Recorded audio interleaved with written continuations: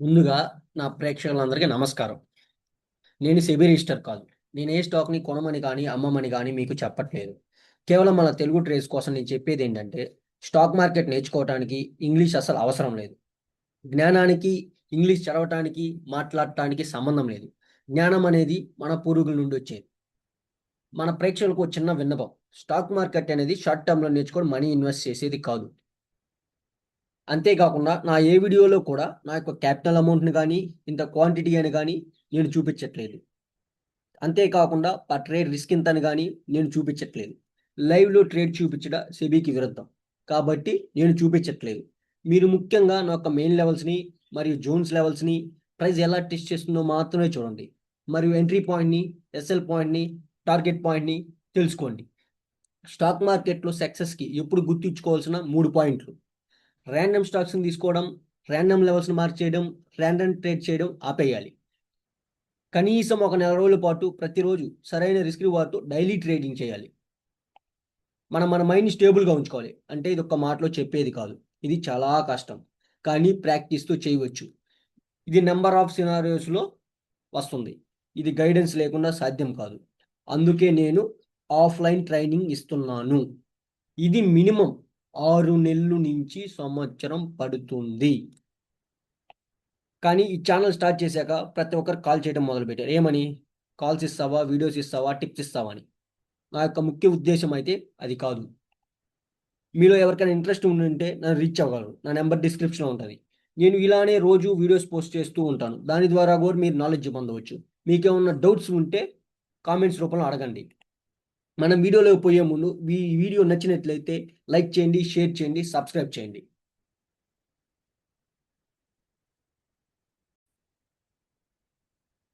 ఇక్కడ మన స్క్రీన్ మీద ఏం కనపడుతుంది? నిఫ్టీ కనపడుతుంది. అసలు నిఫ్టీ ఏం చేసింది ఈరోజు? ఇప్పుడు టెక్నికల్‌గా, ఫండమెంటల్‌గా మనం ఏం చేస్తాం? మెయిన్ లెవెల్‌ని ఒక లెవెల్‌ని తీసుకొని అది ఫండమెంటల్‌గా, టెక్నికల్‌గా రీడ్ చేస్తాం. రీడ్ చేసినాక మన ఎంట్రీలనేది మన జోన్స్ కాడ నుంచి వస్తాయి. ఆ జోన్ ఎందుకు తీసుకుంటాం? ఏంది? ఆ జోన్ ఏం బేస్ అయ్యి తీసుకుంటాం? ఏం బేస్ అయ్యి తీసుకుంటాం అంటే చెప్పాగా ఆల్రెడీ మన దగ్గర ఎన్ని జోన్‌లుంటాయి? మొత్తం 6 జోన్‌లుంటాయి. FF zone, FR zone, first buyer, second buyer, secret buyer, secret seller ఇయన్నీ 6 జోన్‌లుంటాయి. ఈ 6 జోన్‌ల దగ్గర నుంచి మనం ఎంట్రీ తీసుకోవడానికి ట్రై చేస్తాం. ఇప్పుడు మన దగ్గర ఇప్పుడు నిఫ్టీ టచ్ అయిన జోన్ ఏంది?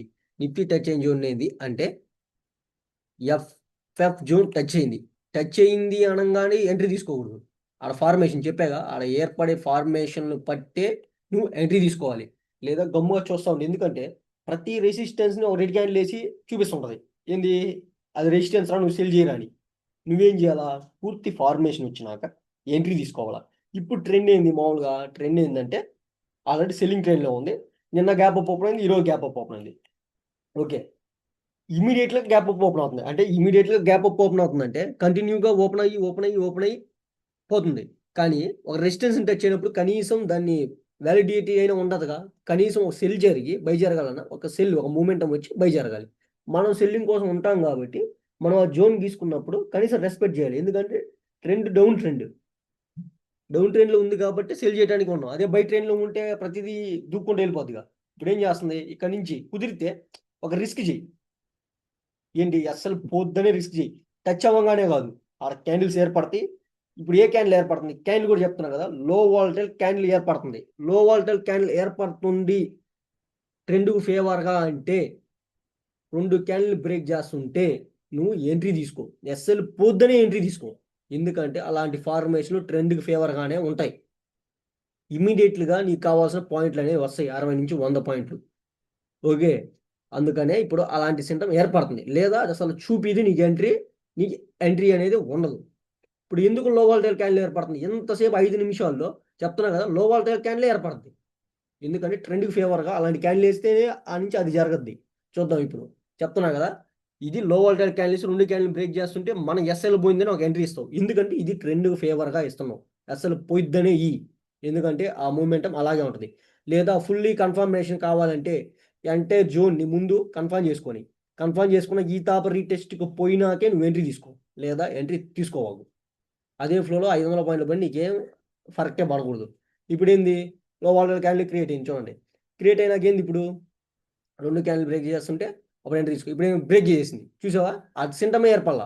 సింటమ్ ఏర్పడకుండా పైకి పోయి క్లోజింగ్ ఇచ్చింది అంటే ఇప్పుడు ఫార్మేషన్ ఏర్పడుతుంది అంటే పైకి పోవటానికి ట్రై చేసింది. ఈ తాప మళ్ళీ అంటే జోన్ కన్ఫర్మ్ చేసి ఈ తాప నువ్వు ఎంట్రీ తీసుకోవాలి. అప్పుడు దాకా నీకు ఎంట్రీ లేదు ఆ జోన్ దగ్గర.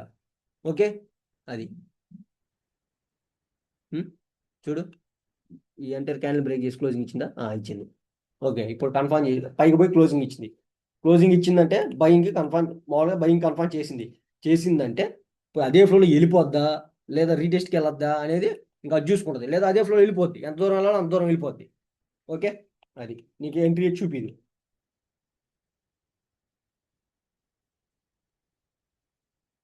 అది అతలుగా మనం ఇప్పుడు పోయి మన మెయిన్ స్టాక్స్ చూద్దాం. ఏం జరుగుతుందా, ఎందుకు ఎంతసేపు ఎంత వ్యవహారం చేసిందాడా? ఆ? పోయేది వెళ్ళిపోవాలిగా. ఉం?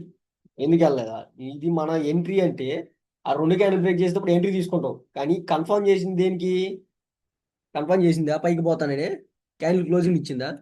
క్లోజింగ్ ఇచ్చినప్పుడు ఇదో ఈ క్యాండిల్కి పోయి పైకి పోయి క్లోజింగ్ ఇచ్చింది. క్లోజింగ్ ఇచ్చిందంటే ఏందా, మళ్ళీ రీటెస్ట్కి వెళ్ళద్ది. రీటెస్ట్కి వెళ్ళినాక మన ఎంట్రీ ఉండాలి.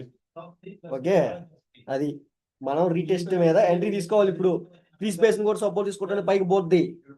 ఓకే, అది అందుకోసం ఇప్పుడు మనకేంది మెయిన్ స్టాక్స్. ఆ స్టాక్స్ ని చూద్దాం. స్టాక్స్ ఇంకా టచ్ కాల, ఇదేం రెసిస్టెన్స్ టచ్ కాల. టేకేం ఆల్రెడీ బయింగ్ కన్ఫర్మ్ చేసింది. ఇందాక మామూలుగా అయితే ఎంట్రీ తీసుకోవాలి. ఇప్పుడు ఇక్కడ రెండు క్యాండిల్ బ్రేక్ చేస్తుంది కదా మన జోన్ దగ్గర, రెండు క్యాండిల్ బ్రేక్ చేసేటప్పుడు తీసుకోవాలా. కానీ ఇది కన్ఫర్మేషన్ లేదు, ఎంత దూరం పోద్ది అనేది మనం చెప్పలేము. ఈ తాప్ రీటెస్ట్కి వస్తే మనం ఎంట్రీ తీసుకుంటాం. ఓకే, మ్యాక్స్ హెల్త్ ఏడదాకా పోవాలి. ఇంకో బ్లూ లెవెల్ కనిపిస్తుందా మన లెవెల్, ఆడదాకా పోయేదానికి ట్రై చేస్తుంది. అడిగి పోయినాకే మనం ఎంట్రీ తీసుకుంటాం. కన్ఫర్మేషన్ ఎన్టీపీసీ ఏం చేస్తుందా, మన జోన్ ఎంటైర్ జోన్ ని ఫిల్ చేయాలి. కానీ కిందకు రావడానికి ట్రై చేస్తుంది, కానీ సపోర్ట్ దగ్గరికి వస్తే బై చేయాలి. ఓకే, అది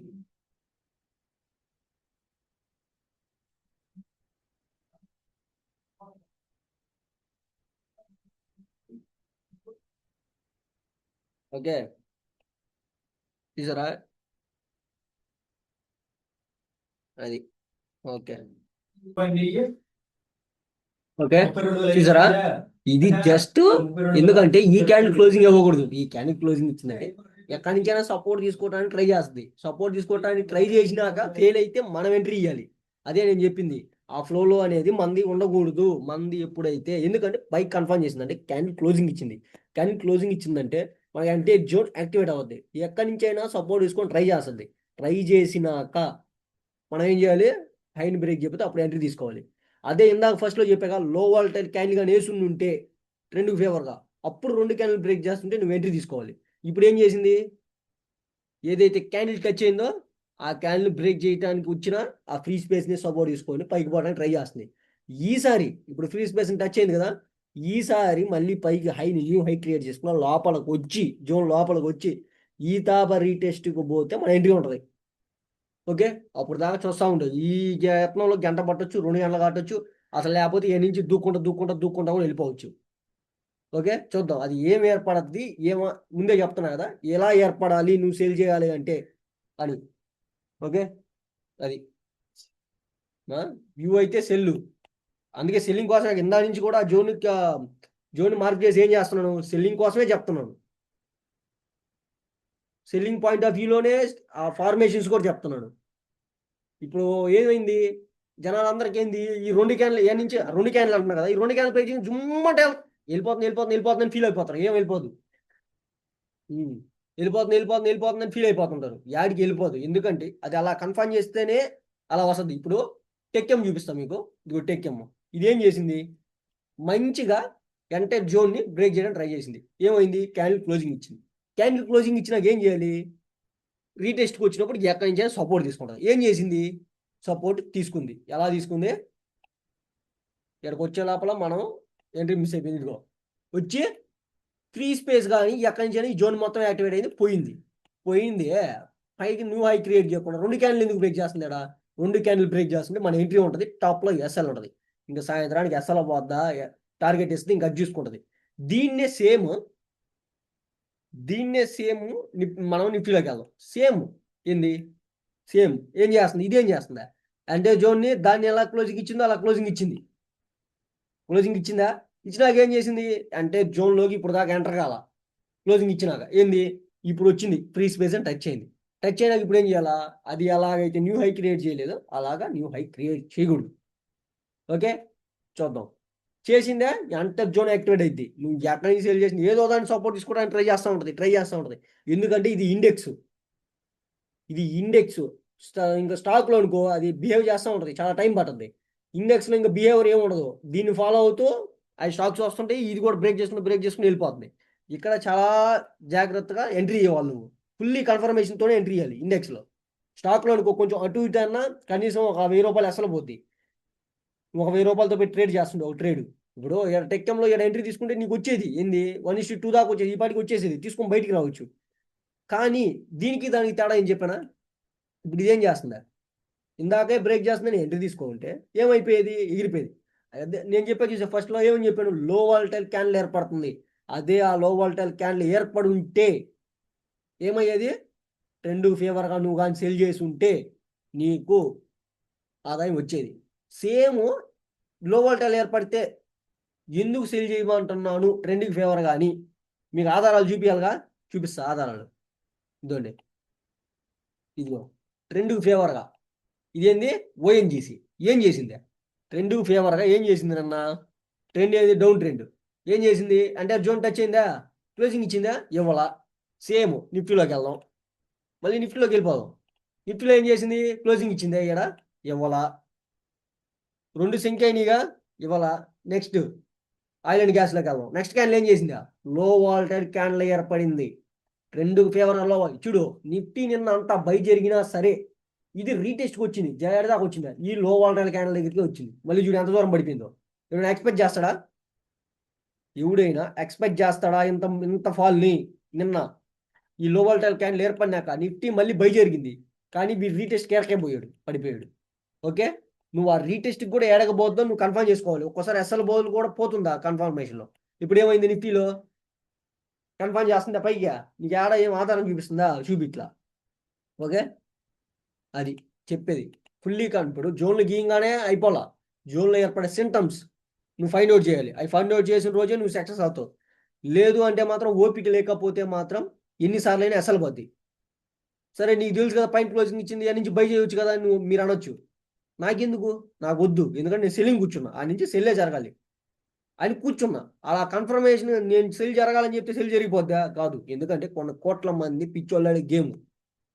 ఓకే, అలాంటి స్ట్రక్చర్ కానీ క్రియేట్ అయింది అనుకో, నేను కమ్మాయి తీసుకుంటా, అసలు పోయినా సరే ఇచ్చేస్తా 30 పాయింట్లు 20 పాయింట్లు. కానీ ఆ స్ట్రక్చర్ ఏర్పడాలిగా, నేను చేయాలంటే ఏర్పడాలిగా, ఏర్పడితేనేగా చేసేది.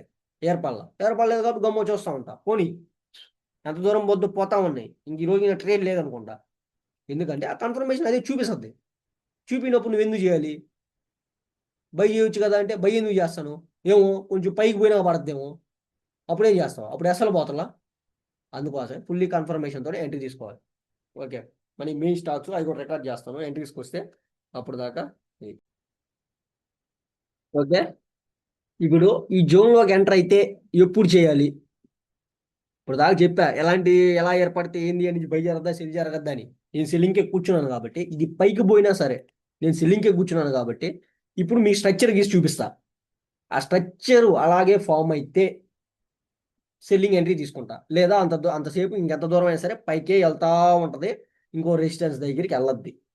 ఓకే, అది ఇప్పుడు స్ట్రక్చర్ ఎలా క్రియేట్ అవ్వాలి తెలుసా, ఇలా పోయి ఇదండి, ఇలా ఇలా వచ్చి మళ్ళీ జోన్లోకి ఎంటర్ అవ్వని ఇలాంటి స్ట్రక్చర్ ఎడేసి లో వేసి ఈ తాప పోయినప్పుడు హైని బ్రేక్ చేయలేదు చూడు, ఈ హైని తినేసినాక ఏది, ఈ హైని స్ట్రక్చర్ చూపిస్తున్నా, ఈ హైని తినేసినాక, ఈ హైని టాప్లో ఉన్న హైని తిందో, ఈ హైని తినేసినాక ఇక్కడ బ్రేక్ ఇన్ సైడ్ క్యాండిల్ వస్తుంది.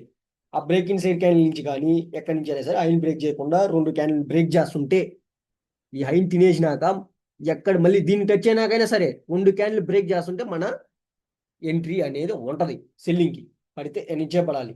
ఏమో పైకి పోయినా ట్రాప్ చేసిందేమో, ఇలాంటి సింటమ్ వేస్తే నా దగ్గర అన్ని సింటమ్స్ ఉన్నాయి. ఏ సింటమ్ వేస్తే ఎలా చేయాలి, బ్రేక్ చేసినాక కూడా బ్రేక్ చేసింది అలాంటి సింటమ్ వేసినాక ఎంట్రీ తీసుకున్నాం. ఓకే, అది పోస్ట్ చేస్తున్నా లైవ్.